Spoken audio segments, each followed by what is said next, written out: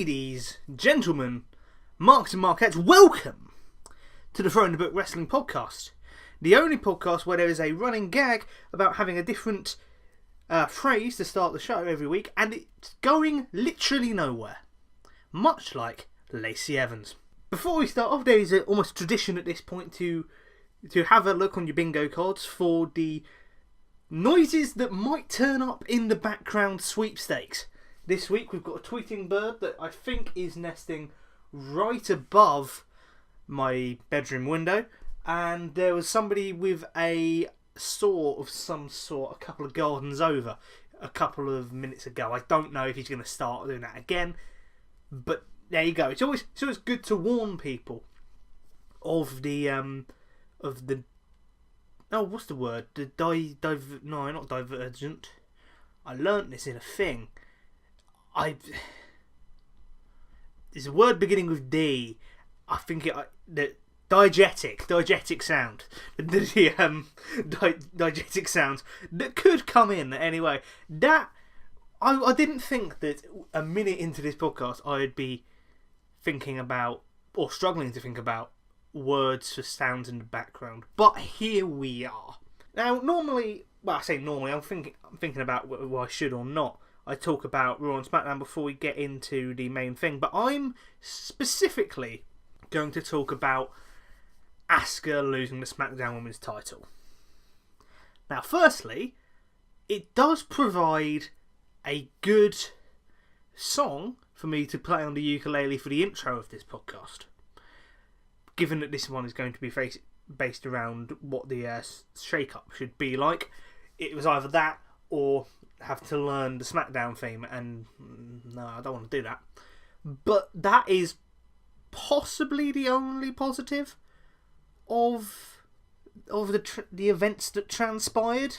Firstly, I'm really getting annoyed at SmackDown consistently changing the card. Like, just stop.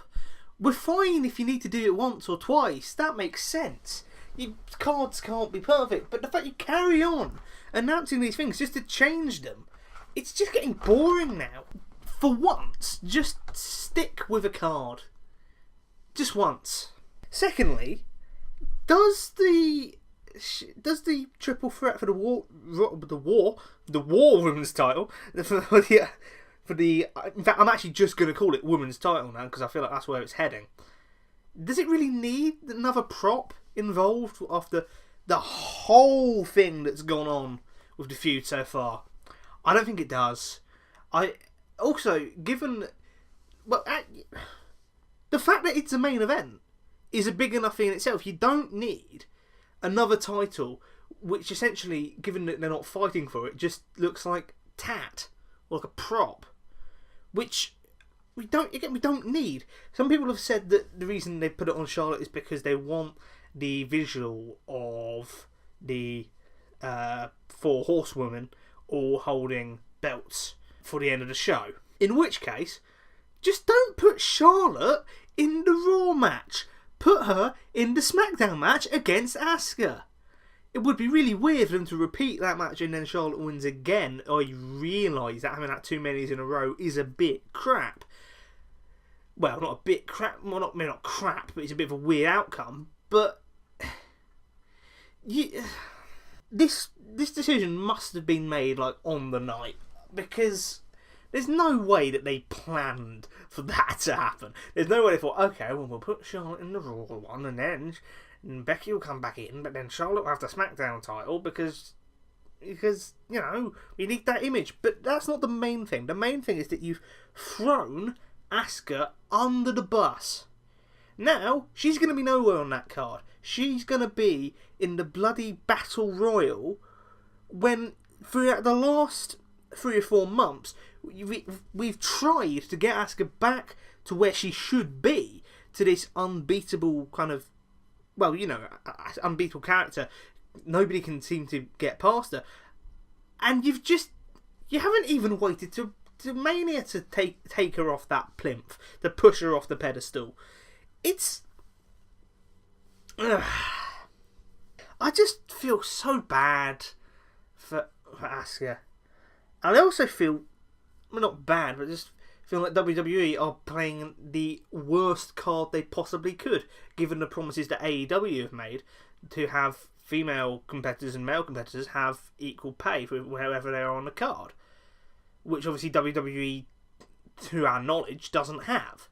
They may be implementing it with the new contracts. There was talk that Becky Lynch is signing a new contract. That might be part of it, but I mean, you'd need to sign every other woman down for that to work.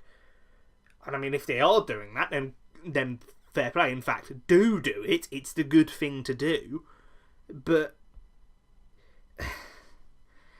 it just seems, if AEW now are not immediately calling Asuka, then I don't know what they're trying to do, because it's an obvious thing. Clearly Asuka knows that this has gone badly, right? I admire her if she wants to stick with it, and she does seem like the sort where she won't switch off. She won't just begin to stop trying when a contract comes up, or just now, because I mean, technically, I suppose you don't need to. Now she hasn't got the belt. She isn't going to do what Shinsuke does, because Nakamura, you could kind of tell a lot of times that he just doesn't really try.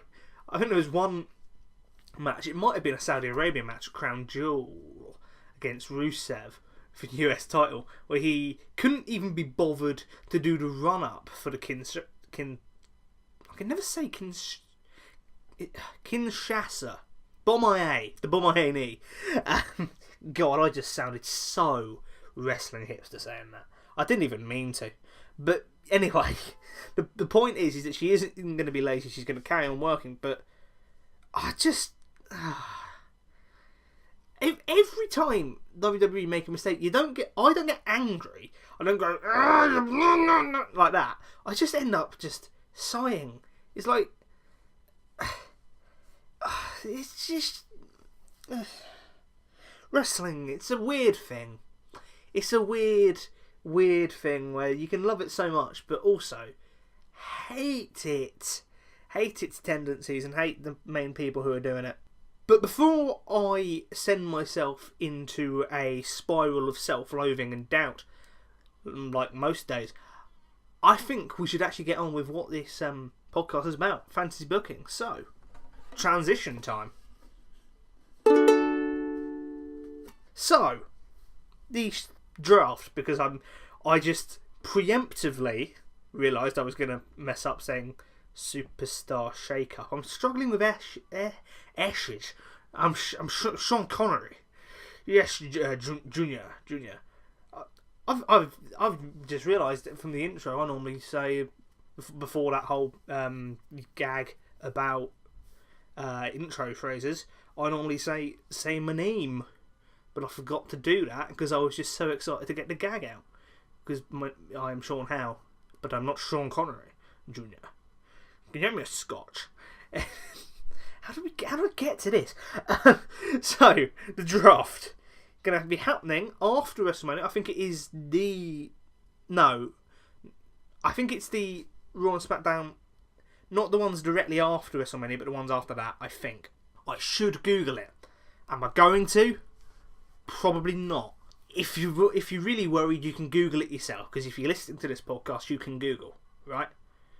So, and it's unlike a couple the shake-ups in previous years, where it's just kind of like, oh, it'll just be interesting to see who goes when and see what new storylines we're going to get. It feels like this one is going to be much more of almost like a soft reset than probably the first one that feels that way since the first one of the new brand split era, because, well, firstly, WWE have just not been able to behave, and they're just nabbing people from other brands, just like, hey, just come over here for a couple of hours, it's not going to matter, no one's going to mind, no one's going to care.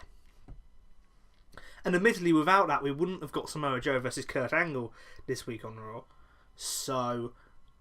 you know, beggars can't be choosers. But there are rules there, and they probably should be followed. But they're definitely going to be followed now, because there's money involved. Because SmackDown Live is moving to Fox, and Fox have been quite demanding, if reports are to be believed. They have been saying that we do not want to promote the Raw talent, because they're on the USA Network. We want our own show, and we want it to be within our parameters.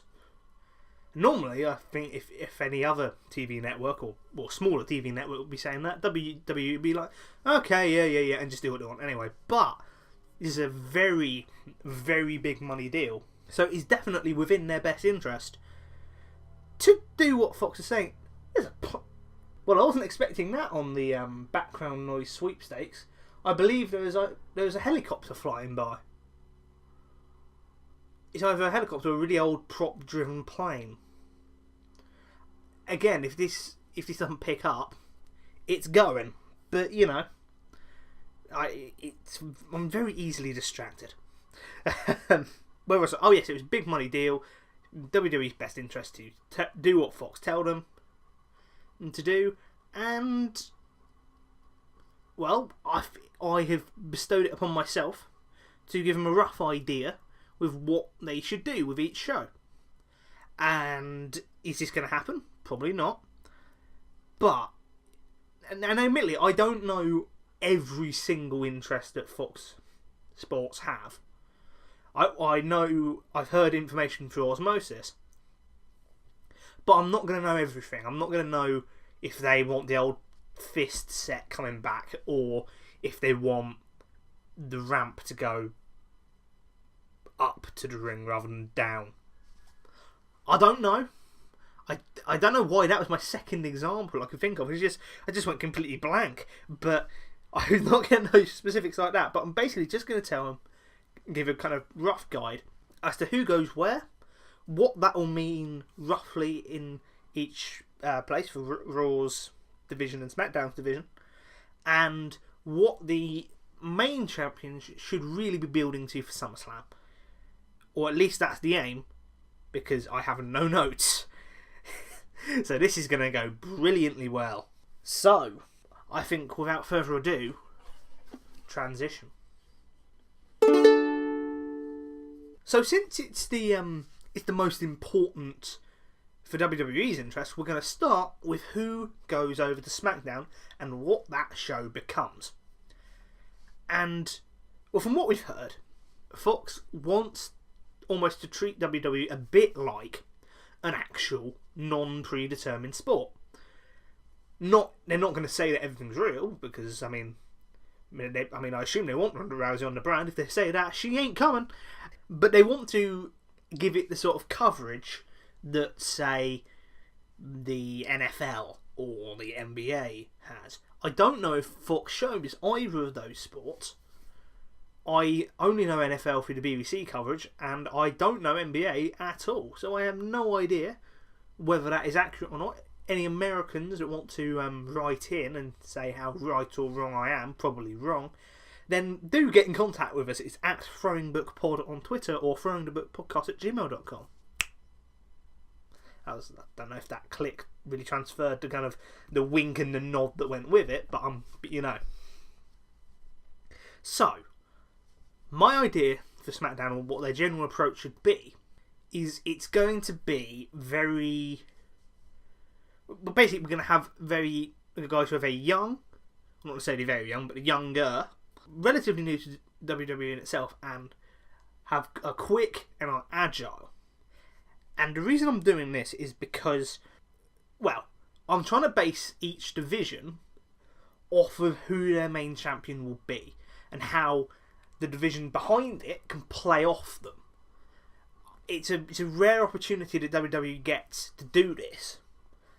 They don't do it because they just think, oh, wouldn't it be great if we just split up all of these couples? Because we just love fun and employee happiness here at Titan Towers.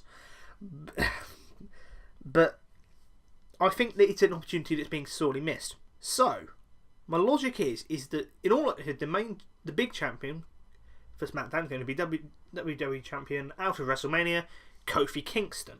And what I'm aiming to do here is by stockpiling the young guys, the fast guys, the athletic guys, is we almost, not literally, not like in a character way, but we almost turn Kofi into this sort of old gunslinger.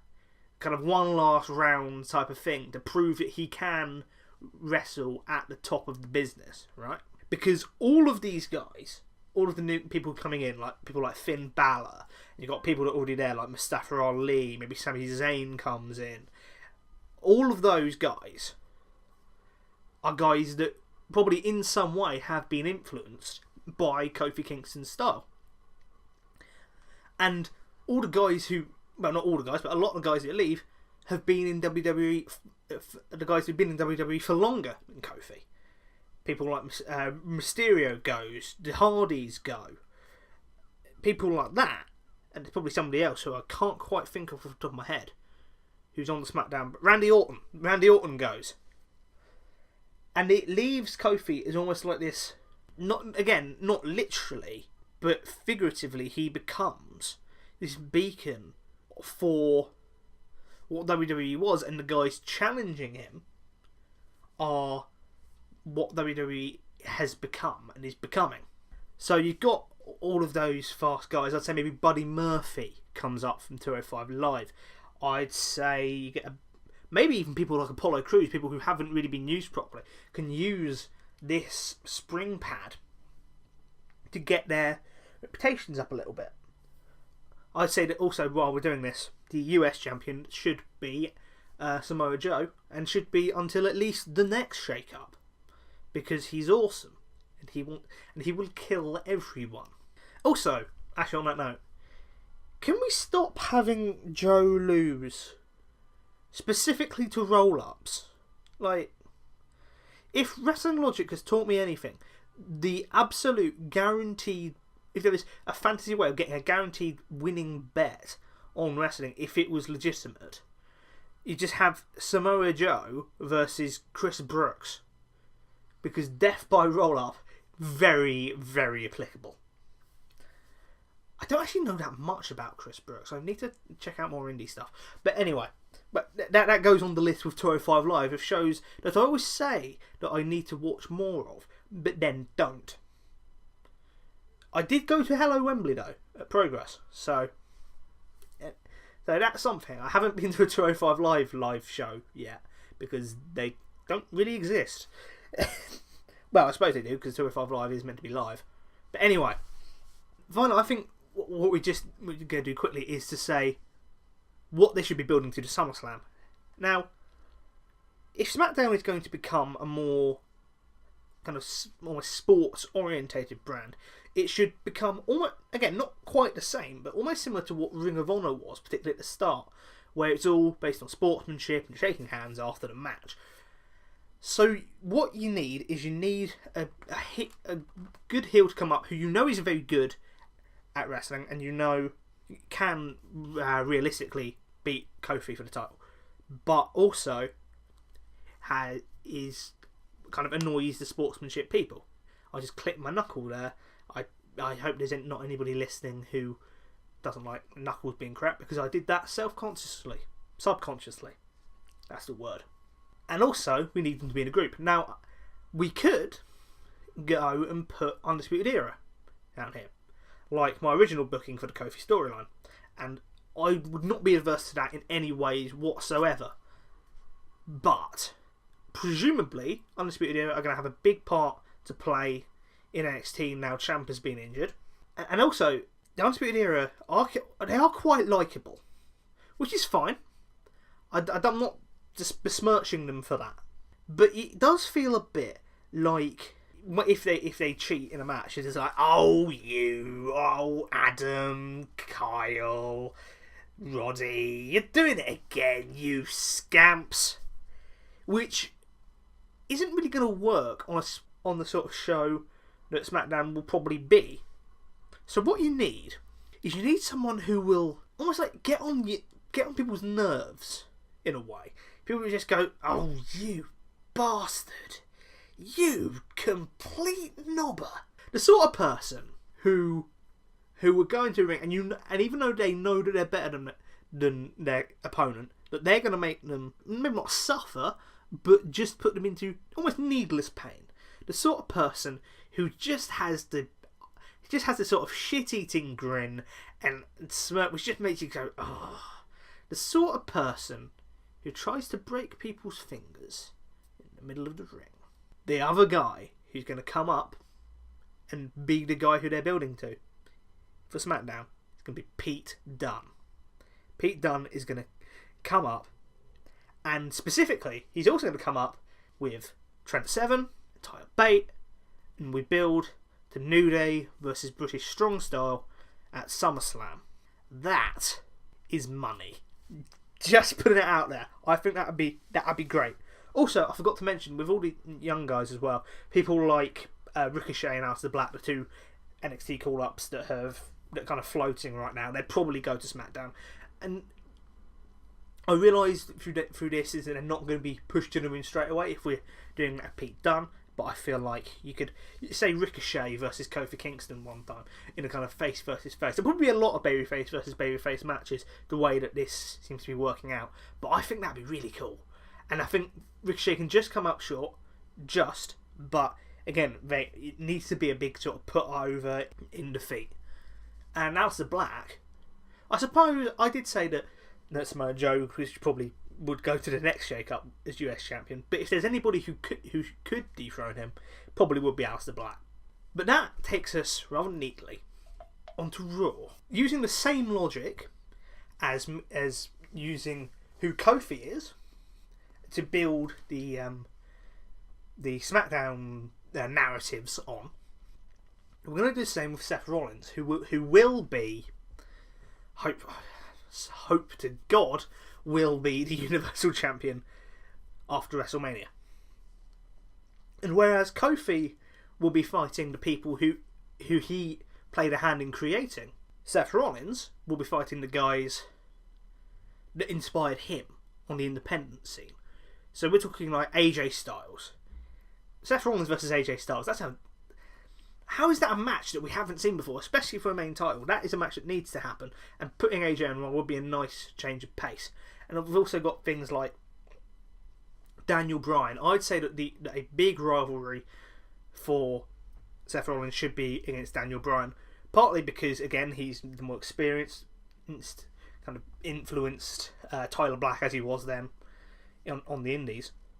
And also because I suppose when in a place where all the money is, having the evil vegan probably wouldn't go down so well on the show with the most mainstream attention.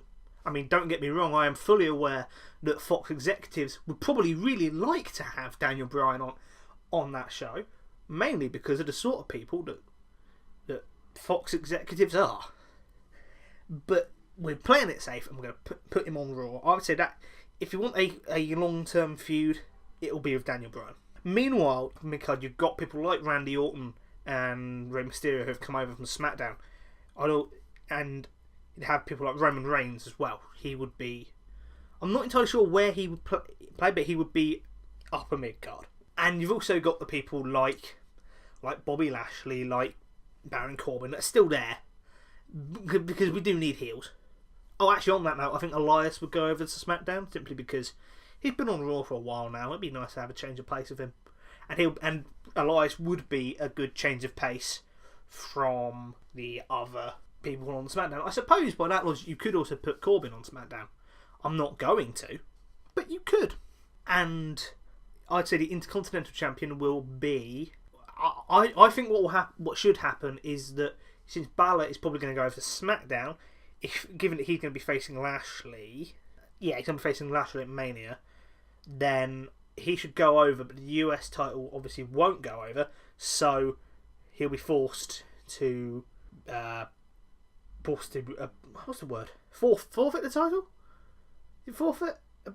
For some reason the word is abandon in my head, but I'm pretty sure it's forfeit the title, and there's a big tournament between all these kind of guys, and it's a kind of mixed bag. You've got people like Bobby Lashley and Baron Corbin in that. You've got people like that, and you kind of expect either Lashley to win it back or Corbin to get it, because heels.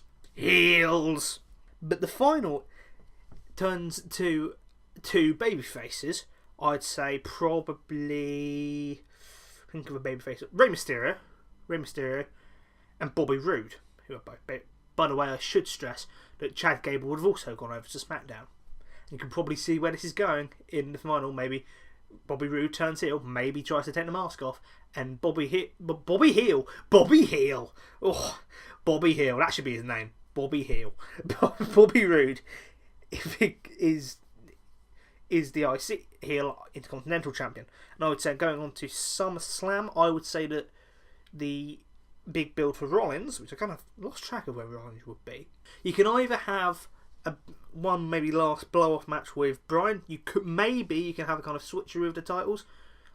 Maybe you can have Rollins loses it at, say, Money in the Bank and then fights to win it back at SummerSlam. Maybe. I would not be averse to that, mainly because you've already made that hemp title. I mean, if Kofi's not going to burn it, then you might as well just transfer it over and say, hey, this is the Universal title now. We made this belt, we're going to use it. Oh God! Imagine if they did that, but they dyed the hemp red. That seems like the exact thing that they would do, and not realise that it's going to look like it's covered in blood. But anyway, so you can either have that or build Drew McIntyre back up, and he can go and face Rollins for the title. Doesn't have to win. He might be able to lose that, but it's fine. You'd also have some other people who, like, maybe Bray. I think Bray Wyatt would come back on Raw, and I think maybe if Dolph Ziggler comes back, he'd come back on Raw, not face Seth Rollins again, because we saw that match too much. But it's those sort of people, the older statesmen that can still put a good show on, basically, along with the remnants of the Shield, which is, whenever I think of the Shield, I just get sad now because of the way things went. Particularly, well, obviously Reigns had the leukemia. Good that he's back now, and the fact that Dean Ambrose is going to leave. In fact, actually, we'll be talking about that next episode. But there's some teasing for you. Well, I've started doing this now. I've started teasing things for other episodes. But I hear you cry. Wait, you've only talked about the men's singles division. What's going to happen with the women and the tag belts? Well, I'm glad you asked. Because, in a way, from what I talked about earlier with Charlotte taking the SmackDown Women's title off of Asuka, in many ways for this episode, it gives me a little bit less work to do, because I think the way it's heading, I think that they should unify the women's division. You've already got it for the tag belts, and I think that's where they're heading. I think, as I said earlier, if you're not fighting for the SmackDown Women's title belt, then that's just there needlessly. It's like it's like you've got the match going on, and then you're focused, and then there's just something else that's on the wall, and you don't need it to be there. You know, it'd be like having Ronda's husband ringside. I suppose it could help storyline wise, but you don't need it, and he's not going to get involved because, dear God, if he did, you give all of the spotlight on that, and then a bloke gets involved in that match. No, we don't need that. It's the same with the SmackDown Women's title. If it's not being defended for, how is it going to get involved? Is there going to be some sort of kind of both Ronda and Charlotte trying to hit Becky with each individual title, and she dodges and end up hitting each other like some weird Dragon Ball Z title thing? No, we don't need that. We're fighting for both. Becky wins, as everybody probably knows. Well, maybe not knows, but everybody thinks should happen because it should happen. And the division is well, I don't know whether you should necessarily take people like split the division, but still have the division be unified. I feel like it should be a bit fluid on that front. I think that gives more star power to both, and I think that would help the women's division, because although we obviously without the split, we probably wouldn't have had Ronda's rise and Becky's rise happening at the same time. So we probably wouldn't have got well, I think the women's match probably would have main evented because they had the ideas for Charlotte doing it. But we don't know. We don't know whether that would have happened or not. So what we need is a way of making sure that the women don't have one segment per episode, because that is going so far backwards. We need the division to be diverse, and we need multiple things for them to be fighting for. as weird as it is, maybe have a secondary belt for him. Which, I mean, whenever anybody suggests having new belts, people think, oh, there's too many belts. But in this situation, we'd have lost one anyway. So I suppose it kind of makes sense a bit. Don't have one division's title become the de facto secondary title, because that's crap. Because by that logic, it would only be on one brand. So you're essentially saying that this lot is worse than that lot. It's like what happened when they had the WWE Championship and the World Heavyweight Championship, and the World Heavyweight Championship was on SmackDown, and it was never, ever, ever anywhere close to the main event, despite the fact they were meant to be equal. Many people could argue doing that with the Universal title and WWE title, but it wasn't quite the same. But yeah, so maybe you can have a secondary title come in, and again, I've already suggested one tournament this episode, but I feel like another one would work there. I don't know who would win. Maybe Alexa Bliss? That's something for her to do as a heel? Maybe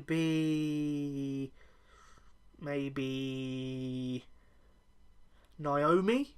Maybe Sonya Deville or Mandy Rose? I don't know. Because this is probably the point where you realise I don't have any notes, but it's a crapshoot right now what they're going to do with that, because they're probably not going to do it now. They probably are just not going to unify them. But given the situation that you're putting yourself in, you may as well. And if it isn't obvious, we're also going to do the same for the tag belts, because dear God, Raw's tag division, where has that gone? I swear there was one at some point. I mean, coming into after last year's WrestleMania, it looked a bit sparse, but it's all gone. None of it's there. It's just like a black hole. It's a void. The hole where my title should be. It's just strange.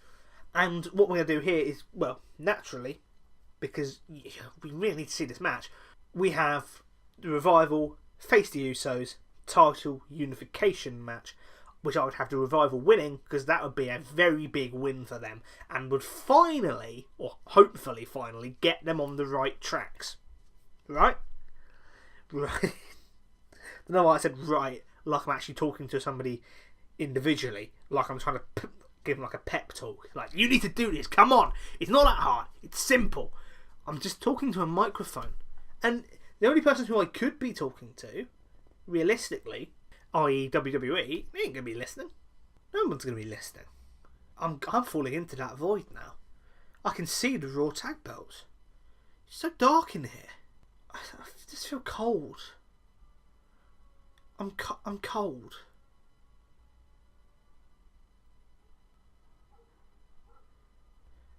I just need... I need to go.